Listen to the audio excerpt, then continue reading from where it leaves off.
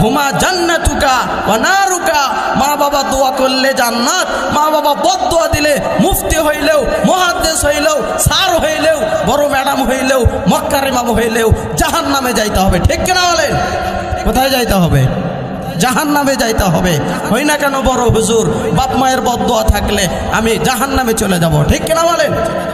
এই সদরঘাট থেকে লঞ্চ ছেড়ে দেয়, চাঁদপুর সদরঘাট থেকে লঞ্চ ছেড়ে দিতেছে একজন গার্মেন্টস কর্মী যুবক ভাই। ঈদের সময় দাওয়াত, ঈদের সময় ছুটি পেয়েছে, মাত্র 5 দিনের ছুটি। মার জন্য একটা শাড়ি নিয়েছে। শাড়ি কি নিয়েছে? জোরে বলেন, কি নিয়েছে? শাড়ি। মাকে ফোন দিয়েছে, মা সদরঘাট লঞ্চে আমি উঠেছি, ও মা তুমি একটু আমার জন্য দোয়া করো, লঞ্চটা যেন গন্তব্য স্থানে পৌঁছে যায়। এবার মায়ের কাছে দোয়া করছে, 5 মিনিট আগে তোমার জন্য শাড়ি নিয়েছি, ও মা তুমি আমার জন্য অনেক কষ্ট করেছো, কিন্তু আমি তোমার জন্য কিছুই করতে পারি নাই। আজকে নিজের কামাইয়ের টাকা দিয়া, হালাল টাকা দিয়া তোমার জন্য একটা শাড়ি কিনেছি গো মা, আল্লাহ যেন কবুল করে আর আমি যেন শাড়িটা নিয়া তোমার কাছে পৌঁছাইতে পারি। এইবার মা অনেক খুশি হয়েছে, আমার সন্তান চাকরির পরে হালাল টাকা দিয়ে আমাকে একটা শাড়ি দিবে, আমাকে একটা শাড়ি দিবে। আমার সন্তানের মুখের ভাষা এত সুন্দর, সন্তানকে যেন আমার আল্লাহ তাআলা আমার বুকের মধ্যে ফিরাইয়া দেয়। জোরে বলে আল্লাহু আকবার। এইবার 5 মিনিট যাওয়ার পরে সন্তান ফোন লাগাইছে, ও মা চাঁদপুর সদরঘাট লঞ্চ থেকে আমি রওনা হয়েছি, কিন্তু কেন জানি লঞ্চটা টলমলো করতেছে। ও মা আমার মনে হয় আর বাড়িতে ফিরে যাওয়া হবে না।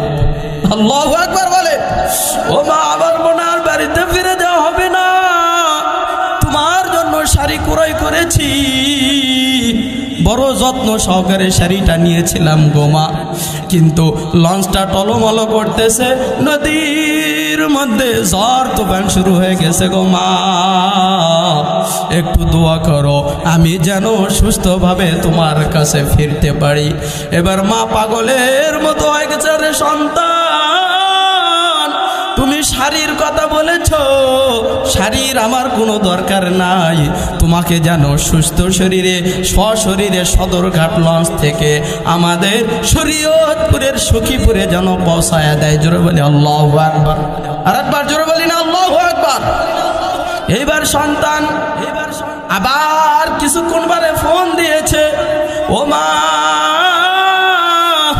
তোমার ছেলে বড় কষ্ট করে তোমার জন্য শাড়ি নিয়েছিল, কিন্তু লঞ্চটা এমন ভাবে টলমলো করতেছে গো মা, আমি যদি তোমার কাছে না যাইতে পারি, তোমার সন্তান হিসেবে তুমি একটু আমাকে মাফ করে দিও গো মা। জোরে বলে আল্লাহু আকবার।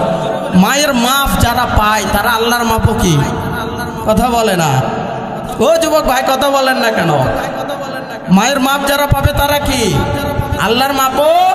হুমা জান্নাতুকা ওয়া নারুকা, মা বাবা দোয়া করলে জান্নাত, মা বাবা বদদোয়া দিলে মুফতি হইলেও, মুহাদ্দিস হইলেও, স্যার হইলেও, বড় ম্যাডাম হইলেও, মক্কার ইমাম হইলেও জাহান্নামে যাইতে হবে। ঠিক কিনা বলেন? কোথায় যাইতে হবে? জাহান্নামে যাইতে হবে। হই না কেন বড় হুজুর, বাপ মায়ের বদদোয়া থাকলে আমি জাহান্নামে চলে যাব। ঠিক কিনা বলেন?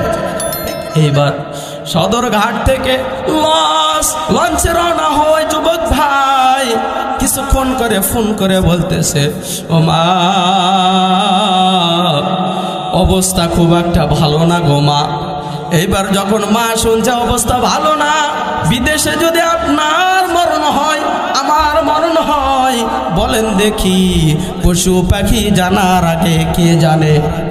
জোরে বলেন না, পশু পাখি জানার আগে কে জানে? মা জানে।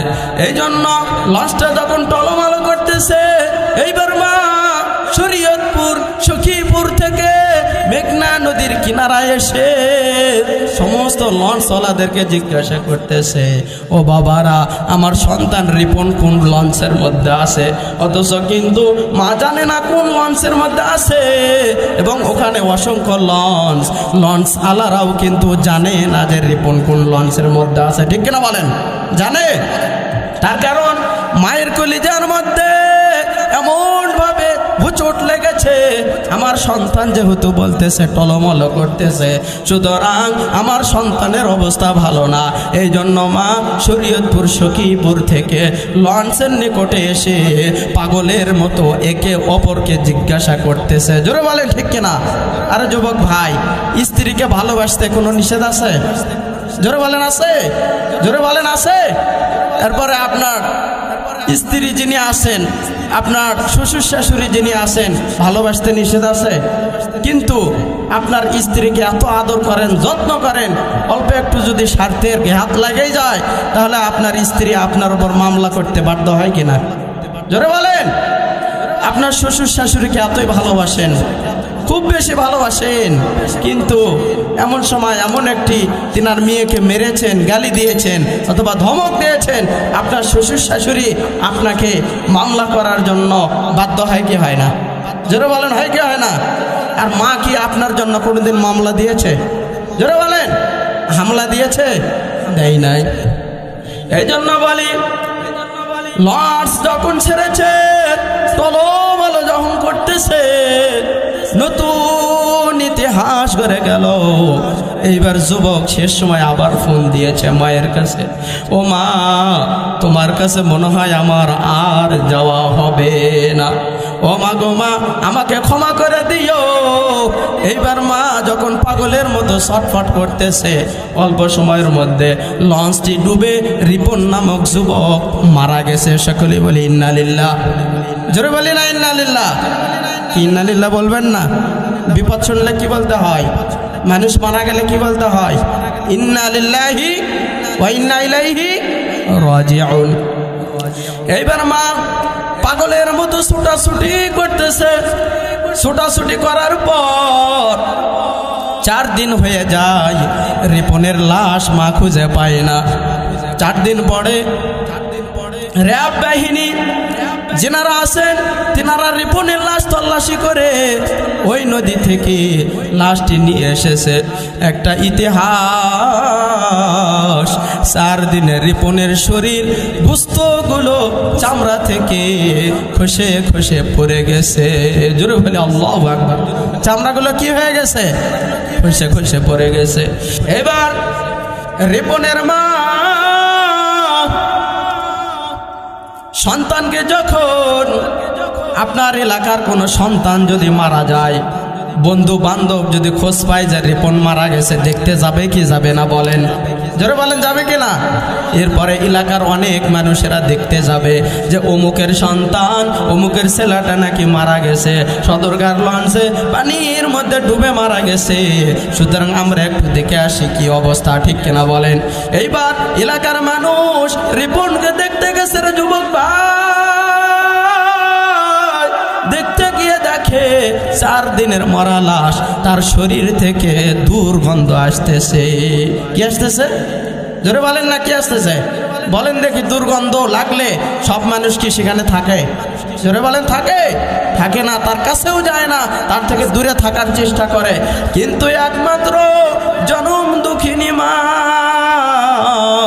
রিপনের মা, রিপনকে যখন এইবার বিডিআর বাহিনীরা বা র‍্যাব বাহিনীরা যখন নিয়ে আসছে, এইবার রিপনের মা সন্তানের কাছে গিয়ে এমন একটি চিৎকার মেরেছে, এমন একটি আওয়াজ দিয়েছে, এমন একটি ভয়ানক আওয়াজ দিয়েছে। রিপনের মা সন্তানের মধ্যে এত পরিমাণ দুর্গন্ধ, ওই দুর্গন্ধওয়ালা সন্তানকে বুকে জড়িয়ে নিয়ে বলতেছে, ওরে সন্তান, তুই যদি বেঁচে থাকতি আর আমি যদি মারা যাইতাম, তাহলে আমি কতই না সৌভাগ্য হইতাম। জোরে বলি আল্লাহু আকবার। আরেকবার জোরে বলি না আল্লাহু আকবার। যেনারা এখানে আজকে ওয়াজ শুনতে আসছেন, রাজি আছেন মায়ের পা ধরে কাঁদবেন? কথা বলে না। যেনারা বেয়াদবি করেছেন, রাজি আছেন? যদি বেয়াদবি করে থাকেন নামাজ পড়ে লাভ হবে? মার যদি খেদমত না করেন, খোঁজ খবর না নেন, রোজা রেখে লাভ হবে? দাড়ি টুপি রেখে লাভ হবে? তাহলে যে রাজি থাকলে আল্লাহ রাজি হয়, তাকে রাজি এবং খুশি করানোর জন্য আপনার এবার আমার দায়িত্ব আছে না নাই? জোরে বলেন আছে না নাই? তো এই জন্য সম্মানিত প্রিয় যুবক ভাই, স্ত্রীর খোঁজ খবর রাখবেন, ভালো কথা। শ্বশুর শাশুড়ির খোঁজ খবর রাখবেন, ভালো কথা। কিন্তু সবার আগে মায়ের ভালোবাসা যেন তোমার অন্তরে বেশি থাকে। যদি এই কাজটি করতে পারো, তাহলে আমার আল্লাহ তাআলা তোমাকে জান্নাতের সবচাইতে উত্তম জায়গায় পৌঁছায় দেবেন। আল্লাহ তাআলা কবুল করুন। সকলে বলে আমিন। আরেকবার জোরে বলি না আমিন? আমি আর অল্প একটু কথা বলে শেষ করে দেব। আমাদের দেশের একজন নায়ক, কি নাম?